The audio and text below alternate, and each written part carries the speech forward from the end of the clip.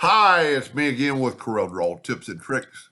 Pretty cool three-dimensional line. Looks like a bunch of boxes or cubes stacked on each other. Really easy to make. Let's start with a 2-inch square. I held down the control button. I'm going to go ahead and make it black. Whoop, make it black. Then we're going to take and we're going to draw another cube about that size, and I'm going to hit P. Well, I'm not working in the center of the page, so I'm going to shift select that one and go EC, but then I'm going to go TR for top right. That might not be big enough, so I'm going to hold it down and make it bigger. If you don't hold down the shift key, if you hold down the shift key, it'll grow from the inside out, but if you don't, it'll just grow from that edge. Now let's take a 2-point line and go from that node to that node. Now, I've got my nudge factor set on 2 inches. I'm going to take my Smart Fill tool and make a duplicate of that and nudge it over twice. So now I have 2 sections that are that shape.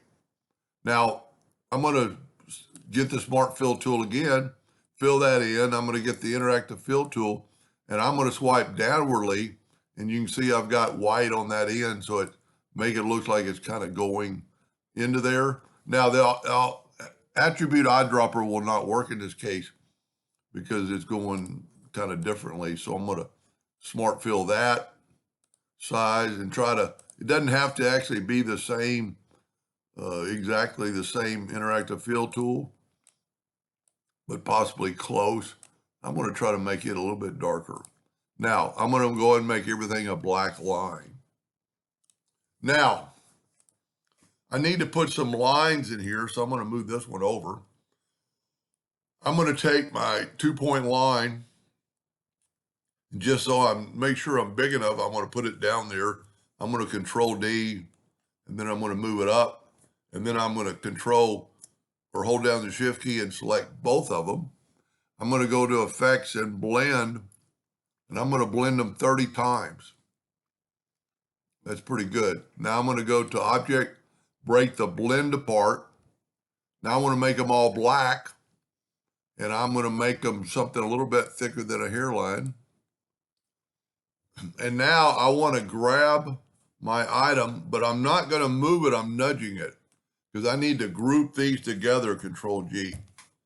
So I'm going to put this one back.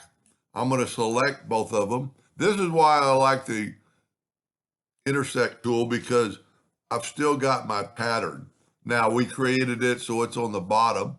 I'm going to go to Object Order, Front of Page, and we still have our object or our line.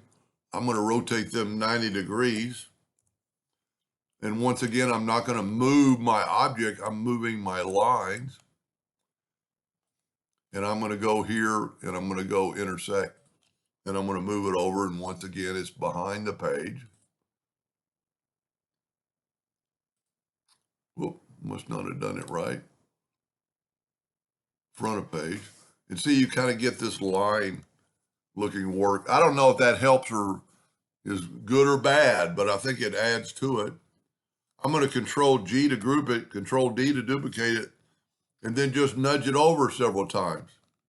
And you can go as far as you want to with it. Then Control G, Control D, and nudge it down as many times as you want.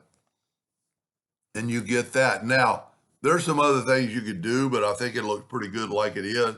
I'm going to Control G and I'm going to hit P, put it in the center of the page. And then I'm going to take my Shift tool and hold down and double click the rectangle tool. And what that did, that put a rectangle around my object. I'm going to go ahead and make it black. I'm going to go ahead and try something. I don't know if this is going to be very smart. Let's see what it looks like if we put that all black, go up to Object, Order, back a page. It looks pretty cool. Now, but let's change it up a little bit more. You don't have to hit your calculator twice. My calculator is right near my delete button. Let's take this and go a little interactive fill tool toward it. Let's just wipe across, but then let's get elliptical and kind of put that in the middle. Let's bring this down and bring this down a little bit, make it oval, and then try to get this more in the center. And there's hundreds of things you could do, but let's just see what this looks like. So I'm going to grab this and just hit P. And it did change up the look because now we've got a little bit of a, and let's see if we can select that and still be, okay, I can select this. And you know what? I'm going to move it over. I've still got it selected, get my interactive fill tool, and I could make it a little bit different by adding a little bit more white. I mean, look at that.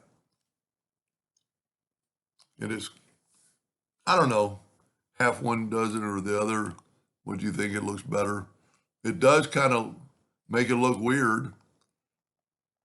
Anyway, hope that gave you an idea or two, and thank you for watching.